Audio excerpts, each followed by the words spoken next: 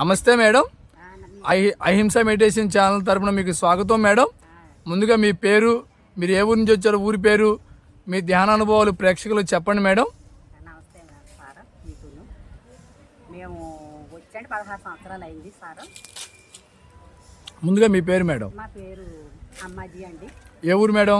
పొలగుర్త అండి, అంటే ఏ జిల్లా? తూర్పుగోదావరి జిల్లా అండి. ఓకే, చెప్పండి. మీ ధ్యానము ముందు మాంసం తినేవాళ్ళే మేడం? తినేవారు అండి. ఆ, తర్వాత ఇలా పత్రి సార్ గారు అంటున్నారు, దేవుళ్ళు యాత్రలకు అది వెళ్ళక్కర్లేదు, అన్నీ కూడా కనిపించాయి అని అది చెప్పుకుంటాం ఆలకించామండి. ఇలాగేదో గురువు గారట అని చెప్పడం పెట్టారు. అనేది ఇదేంటి యాత్రలకు అది కూడా వెళ్ళాలంటే మేమేమో చీరలు ఇటువంటి తయారు చేసి ఉత్తండి, మాది ఖాళీ ఉండదు, భార్యాభర్తలు ఇద్దరు కూడా చేస్తేనే కానీ మాకు కుదిరేది కాదు. అయితే యాత్రలు అది వెళ్ళాలన్న టైం కుదిరేది కాదండి. ఇదైతే బాగుంది అని అనుకున్నాం. ఏయో మాకు ఇంట్లో సమస్యలు ఏమీ లేవండి, ఏదో బయట కొంత మంచితనంగా ఉన్నా కూడా చూడలేని తనం కింద ఉంటుంది కదండి. అది ఎవరో ఏదో చెప్తే దాన్ని నేను దాచినందుకు ఏయో నా మీదకి పెట్టేవారు. సరే, ఈ జ్ఞానం చాలా బాగుంది, ఇటువంటి మనం పద్ధతిగా ఉన్నా కూడా ఇలా అంటున్నారంటే ఏంటిది, ఇందులోకి వెళ్తే బాగుంటుంది కదా అని జ్ఞానంలోకి వచ్చామండి. వచ్చాక ఇంకా తొలుకుంటా పిరమిడ్లోకి వెళ్ళి చేసేవాళ్ళం అండి జ్ఞానం. అది కృష్ణా పిరమిడ్ అని తొలకొత్తలో 2 ఉన్నాయండి. ఫస్ట్ మా మేడం గారు కట్టకుండా ఇంకొకరు కట్టారండి. ఆ పిరమిడ్కి వెళ్ళి డైలీ నేను వెళ్ళేవాళ్ళం అండి. వెళ్ళి చేస్తుంటే అండి, అప్పుడు వినాయకుడు లెగిసి, మా ఇంట్లో పెద్ద ఫోటో ఉందండి అది దేవుడి గూట్లో. అది వినాయకుడు లెగిసి ఇక్కడి నుంచి కొట్టకాడ నుంచి నా వైపుకి నడిచి వచ్చినట్టు కనిపించింది అన్నారు. అబ్బా, చాలా బాగా కనిపించాడు వినాయకుడు అని ఇంకా గమనికలోకి వచ్చండి. సరే అని అనుకున్నాం. మళ్ళీ ఒక 5-6 సంవత్సరాలు చేసాక అండి తిరుపతి వెళ్ళామండి. నాకు 2 అబ్బాయిలు. అయితే పెళ్లి చేయడానికి ఎవరిని అడిగితే సంబంధాలు ఏవి చెప్తారో మనకు చూస్తే పెద్ద తెలియదు అని అనుకుంటే అండి, తిరుపతిలో కళ్ళు మూసుకుని ధ్యానం చేస్తాను. అప్పుడు చిన్న రాయి మీద పసుపు ఓటి తెల్లపు ఓటి నా ఏపు పడ్డట్టు వచ్చిందండి. అప్పుడు ఓసారి మామూలుగా పిరమిడ్ డైలీ ధ్యానానికి వెళ్ళేవాళ్ళం అండి. వెళ్ళి ఇంటికి అప్పుడు సాయిబాబా ఛానల్ చూసేవాళ్ళం అండి. చూస్తా ఇలా ఇప్పుడు మీ అనుభవాలు చెప్పినట్టు అక్కడ అనుభవాలు చెప్పేవారండి. మా ఆయన గారు ఎరగరా అమ్మాయిని నేను ఎరుగుదును. అయితే ఇంటికి వచ్చి ఎప్పుడో చూసినట్టు నాకు మనసులో నాకు ఇక్కడ కనిపించిందండి. ఎక్కడ ధ్యానంలో పిరమిడ్లో కళ్ళు మూసుకుని కూర్చుని ధ్యానం చేస్తుంటే మా ఇంట్లో టీవీ ఆన్ అయినట్టు వచ్చిందండి. నాకు ఇదేంటి వేళ టీవీ ఆన్ అయినట్టు వచ్చింది అని అనుకున్నాను. ఇంటికి వచ్చేటట్టుకండి మా ఆయన గారు బట్టలు అమ్ముకుని వచ్చి, ఇలాగే కాదే ఉంటుంది మంగయ్యమ్మ మేనగోళ్ళం అని అంటున్నారండి. అనేటప్పటికి ఇదేంటి నాకు చూస్తే టీవీ ఆన్ అయినట్టు అక్కడ వచ్చింది, ఇక్కడికి వచ్చాక ఈయనేమో చూసేసి అని అంటున్నారు. ఈ మనసులోకి వచ్చింది. అయితే ఆ అమ్మాయి మా కోళ్ళ అవుద్ది, ఆ అమ్మాయినే చేసుకోవాలని అండి ఆ అమ్మాయినే చేసుకున్నాం. ఆ అమ్మాయిని చేసుకున్న కావడం నుంచి కూడా మా సంసారం బాగుందండి. ఇంట్లో ఇంకా కూడా పిల్లలు అభివృద్ధిలోకి వచ్చారు, మాకు బాగుందండి.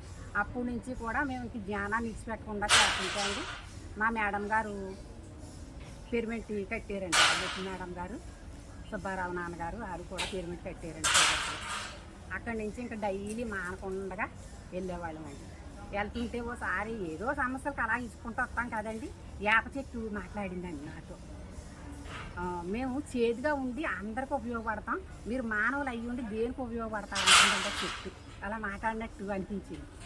అబ్బాయి ఇదేంటి ఎంత పిరమిడ్లో వస్తుంటే ఎలా అనిపిస్తుంది అని అనుకున్నాక మళ్ళీ మామూలుగా ఒక్కోసారి సాయంత్రం మాటలు ఎప్పుడు కాడైతే అప్పుడు వెళ్ళిపోయేట చూసేవాళ్ళు. మా ఇంటి దగ్గరగా ఉందండి పిరమిడ్. అయితే సండ్ర చెట్టు దాని మీద చెయ్యి వేసానండి గిల్లుదామని. ఏదో గిల్లుతో వస్తాం కదండి, సండ్ర చెట్టు నా చెయ్యి గెంటేసినట్టు అయిపోయింది. ఇదేంటి అని అనుకుంటే అప్పుడు అంతకు ముందు రోజుని సండ్ర చెట్టు ఇంత లాభం అవుతుందా అని అన్నానండి నేను ఒక అమ్మాయిని. అంటే అంత లాభం అవుతుందండి అన్నాడు. అంటే వాళ్ళకి ఎందుకు పని చేయదు అని అన్నది ఆ అమ్మాయి. అదిగో నన్ను ఎందుకు పని చేయదు అని అంటావా, పిల్లలకి శాంతులు అయ్యి తగిలితే వామంలో వేస్తారు నన్ను అని అప్పుడు మళ్ళీ నా మనసులోంచి నాకు ప్రశ్న వచ్చిందండి. అబ్బా, అప్పటి నుంచి ఏమి అంటాకి సిద్ధపడినండి, చెట్టుని అది ప్రేమిస్తాము. ఇలాగ అనుభవాలు అయ్యి చాలా ఇదిగా వస్తాం. బాగున్నాయి మేడం. చెట్లు, జంతువులు, సమస్త సృష్టిలో జీవరాశులు మనుషులకి చాలా సాయం చేస్తున్నాయి, కానీ మనుషులు అందరికీ హాని చేస్తున్నాడు. మరి జీవహింస గురించి చెప్పండి మేడం. జీవహింస మహా పాపం అండి. మనం జీవించు నువ్వు అని పత్రిక సార్ గారు చెప్పింది చాలా కరెక్ట్ అని అనిపిస్తుందండి మాకు. కానీ అందులోని జీవం ఉందండి, మనలోని జీవం ఉంది. అన్నిటినీ ప్రేమించే అండి మన ప్రేమ భగవంతుడు చూస్తాడు. మరి ఆనాడు ఏర్బ్రహ్మ గారే చెప్పాడు కదండి మనకి, కోలేరు నిప్పు పట్టురా, అదేదో నాకే వస్తుంది కానీ కొయ్యొద్దు, కోళ్ళు కొయ్యకూడదు. ఇప్పుడు యేసుప్రభు దగ్గర ఉన్న ప్రేమించాడే కానండి ఆయన మేకపిల్లని పట్టుకుని. మరి ఆయన కూడా చెప్పాడండి, ఎవరు చెప్పినా ఆనాడు నుంచి చెప్పారండి, తెలియలేదు. కాకపోతే ఇప్పుడు పత్రిక సార్ గారు వచ్చి ఇది గొప్పగా పైకి తీసుకొచ్చారండి. ఓకే, చెప్పండి, మీకు మూడో నేత్ర అనుభవాలు ఇంకేమైనా ఉన్నాయా మేడం? ఇంకా చాలా చాలా అనుభవాలు చెప్పండి మేడం, చెప్పండి. అయితే నాకు ఒక్కోసారి ఇసుకొచ్చినాడు, నాకు చదువు రాదు అని అనుకునండి పాటలు అవి పాడుకుంటా ఉండేదాన్ని అండి. వెంకన్న బాబు పాటలు, అన్నమయ్య పాటలు ఇలాంటివి పాడేసుకుంటూ ఉంటే అప్పుడు బుర్ర నిండా వచ్చేసినాయండి. వచ్చేసి నీకు చదువు రాదని ఎందుకు అనుకుంటావు, ఆ అన్న అక్షరం ఫస్ట్ అక్షరం, ఆ అన్న అక్షరం రెండో అక్షరం ఆవుకి వెళ్ళింది, ముందు నీకే కదా వచ్చింది ఫస్ట్ అక్షరం, అలా నీలోనే ముక్కోడి దేవతలు ఉన్నారు కదా అని అర్థం తెలిసిందండి. అక్కడి నుంచి నేను ఇంకా ప్రశ్న వేసుకుంటే నాలో ఉన్నాయన్నీ కూడా వాళ్ళకి అంతా అర్థం తెలిసిపోయిందండి. తెలిసిపోయి ఏ రా లా వా శేష హా హల అక్ష, అక్షర తర్వాత ఏముందండి బండిరా ఉంది. ఆ ఫస్ట్ అక్షరమే లోనికి కొంచెం ఒత్తి ఎడితే అండి మరి బండిరా అయ్యింది. ఆ బండిరాయే పుష్ప విమానం ఎక్కి వెళ్ళటం అండి. ఇన్ని అనుభవాలు, ఇంకా ఇంకా చాలా అనుభవాలు ఉన్నాయండి. చిన్న మీరు పుస్తకాలు ఏం చదువుతారు మేడం? చదివారు ఏమన్నా? నేను అసలు చదువుకోలేదండి. ఓకే, పత్రిసారిని కలిసారా? 2 సార్లు ఇక్కడ ఇప్పుడు ఈ పేరుమెంట్కి కూడా కలిసామండి. వశిష్ఠ గౌతమి ఇక్కడ కలిసామండి. కాళ్ళు కూడా పెట్టామండి అక్కడ ఆశ్రమంలో ఉంటేని పత్రిక సార్ గారికి. మళ్ళా తాపేశ్వరాన్ని పత్రిక సార్ గారు పుట్టినరోజు అయ్యిందండి. స్వర్ణ మేడం గారు పత్రిక సార్ గారు వస్తే అప్పుడు కూడా కాళ్ళు పట్టుకుని వచ్చామండి, పరిచయం అయిందండి. మా పేరుమెంట్ కట్టినప్పుడు కూడా అండి, పొలగుట్టలో పేరుమెంట్ కట్టినప్పుడు వచ్చారు. ఆవిడ గోడ మీద కుర్చీ తెస్తాం అంటే గబగబా గోడ ఎక్కేసారండి మా సార్ గారు, పత్రిక సార్ గారు. గోడ ఎక్కేసేదానికి నాకు చూడండి రమణాబ్రహ్మ దగ్గర నువ్వే కింద పైన కూర్చున్నావు, నేను ఎందుకు కూర్చున్నాను, తోక చుట్టుకుని కూర్చున్నట్టు ఆంజనేయ స్వామి అక్కడ కూర్చున్నట్టు నాకు మనసులోకి అలాగే వచ్చిందండి. పత్రిక సార్ గారు అలా కూర్చునేదాన్ని, గోడ మీద ఎదురు కూర్చున్నారండి గౌక్కుని పత్రిక సార్ గారు. ఓకే, ఇంకా చెప్పండి మేడం మీ ధ్యాన అనుభవాలు. జ్ఞానానుభవాలు జ్ఞానంలోకి వచ్చాక ఇంకా ఆనందమే ఆనందం అండి. కోడళ్ళు వచ్చారు, మనవలు ఉట్టారు, ఇంట్లో సంసారం. వాళ్ళందరికీ ధ్యానం నేర్పారా? అందరికీ జ్ఞానం నేర్పాక సాయి శక్తిలో పై వాళ్ళు అన్నారు నమ్ముతున్నారు కానీ ఇంట్లో వాళ్ళు ఇంకా వినలేదు. అయితే ఇప్పుడు మట్టికి 3 సంవత్సరాలు బట్టి మా ఆయన గారు కూడా ఇక్కడికి వస్తున్నారండి. ఇంకా కొంచెం శాకాహారులు కాకండి గబుక్కుని ఇప్పుడు వరకు కూడా మేము ఎక్కడ చెప్పలేకపోతున్నాము. ఇప్పుడు మట్టి మేము అట్లే మాత్రం 16 సంవత్సరాలు బట్టి కూడా చాలా నిగ్రహంగా ఉంటున్నామండి. ఎల్లుళ్ళు కూడా తినొద్దని పత్రిక సార్ గారు చెప్పారు. ఎల్లుళ్ళు కూడా అంత నిగ్రహంగా ఆగామండి. దాని ఆగటం వల్ల మనం ఎప్పుడైతే ఆచరించామో ఆదరణ దొరుకుద్దండి. ఈ అంశం అంటే అంశం అవుతామని అది తెలుస్తుందండి. మాలోంచే వస్తున్నాయి ఇవన్నీ పెన్షన్లు.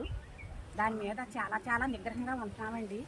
మరి మనం భగవంతుడి తత్వంలోకి వెళ్ళామంటే మనకి క్లాసుల్లో చెప్పారండి, ఒక అబ్బాయి వచ్చి చెప్పారండి, శ్రీనివాస్ గారు అని మాస్టర్ అండి. ఆయన మనకి 2 తండ్రులు, శరీరానికి జన్మనిచ్చిన తండ్రి ఒక ఆయన అయితే పైనుంచి జన్మనిచ్చిన తండ్రి ఒక ఆయన ఉన్నారు. అంటుంది కాబట్టి మనము దేవుళ్ళమే అని అప్పుడు ఆ అబ్బు గారు చెప్పారండి. ఆ సార్ గారు చెప్పినప్పుడు మరి నిజమే కదా, మనం ఎంత శాకాహారం కాదు చాలా జాగ్రత్తగా ఉండాలని చాలా ఆశ జాగ్రత్తగానే ఉంటున్నామండి. ఓకే, దేహం దేవాలయం కదా, దాంట్లో దేవుడు ఉన్నాడు కదా మేడం. శాస్త్రం చెప్తుంది కదా, నీలో ఉన్న కలశివుడు నాలో ఉన్న కలశివుడు, అందరూ దేవుళ్ళే కదా. పత్తిసారి కూడా చెప్పారు కదా మేడం. మీది ఆఖరి జన్మ చేసుకుంటారు మేడం ఈ జన్మని? ఆఖరి జన్మ చేసుకుందామని చూస్తున్నామండి. ఓకే, మరి శాకాహార భూలోకం కోసం మీరు ఇంకా ర్యాలీలు బాగా చేస్తారా? తిరుగుతామండి, పుస్తకాలు పంచిపెట్టి వెళ్ళినా మేమైతే అండి ఉడతా బట్టే సాయమే అండి. మరి మాది వద్దో ఏమో చేసే లేదండి. మేము మా మేడం గారి ద్వారాగా ఏదో ఉడతా బట్టే సాయం కింద మా మేడం గారు మమ్మల్ని ప్రతి చోటకి ఇలాగే పలానా చోట ఉంది, పలానా ఇక్కడికి వెళ్ళాలంటే ఏదో మాకు కలిగి ఉన్న కాడ కొద్దిగా ఏదో ఇచ్చుకుంటామండి. ఏదో రాముల వారికి ఉడత సాయం చేసినట్టు ఆ మేడం గారు నట్టుకుని అలాగే మేము చాలా చాలా పొందుతున్నామండి. ఓకే, మరి మీ ఆత్మ మీరే ఉద్ధరించుకున్నారైతే? మా ఆత్మ మేము ఉద్ధరించుకున్నామండి. మా మేడం గారు ఇప్పుడు మీరు అనుభవం అడుగుతున్నారు కాబట్టి చెప్తున్నానండి. ఓసారి అలాగండి మా ఇంట్లోనే ధ్యానం చేసుకుంటూ మంచం మీద కూర్చుంటే అండి దేవుడు అంటే ఎక్కడున్నాడు అని మా సార్ గారు మా పేరుమెంట్ కట్టిన రాజలక్ష్మి మేడం గారు మా సుబ్బారావు సార్ గారు ఎలా కనిపించారంటే అండి రాముల వారు సీతాదేవి వెంకన్న బాబు మంగాదేవి, ఈశ్వరుడు పార్వతీదేవి, అమ్మ భగవాన్లు అలాగా గబగబా సెకండ్లో కనిపించిపోయారండి. జోడాల కింద అలా కుర్చీలో కూర్చున్నారు, కళ్ళు చూస్తానే ఉన్నానండి, కనిపించిపోయారు. దేవుడు ఎక్కడో లేడు, మనలోనే ఉన్నాడని అప్పుడు కూడా తెలుసుకున్నానండి. మరి అందుకునండి ఇంకా ఇడిచిపెట్టకుండా ఎవరేమన్నా కానీ మనం తెలుసుకున్నాక ఇందులో నడటం చాలా గొప్ప విశేషమని తెలుసుకున్నామండి. ఓకే, ఇక్కడ వశిష్ఠ గౌతమి దగ్గర ఇంకా ఏర్పాట్లు ధ్యానము ఇవన్నీ ఎలా ఉన్నాయి మేడం? ఇక్కడ భోజనాలు చాలా బాగున్నాయండి. ఇక్కడికి అయితే అండి మేము ఫౌండేషన్ కట్టినప్పటి నుంచి వస్తున్నామండి. భీము లోసిన కాడ నుంచి అప్పటి నుంచి మా మేడం గారు తీసుకొచ్చి మౌన జ్ఞానం పెట్టించి ఇక్కడ సంకల్ప జ్ఞానం అది పెట్టడానికి చేసేటానికి వచ్చేవాళ్ళం అండి. అప్పటి నుంచి మేము వస్తానే ఉన్నామండి ఇక్కడికి. ఓకే ఓకే, బాగున్నాయండి, ఇప్పుడు ఏర్పాట్లు అవి బాగున్నాయి. Okay, thank you madam. అహింస మెడిటేషన్ ఛానల్ తరఫున మీకు ధన్యవాదాలు.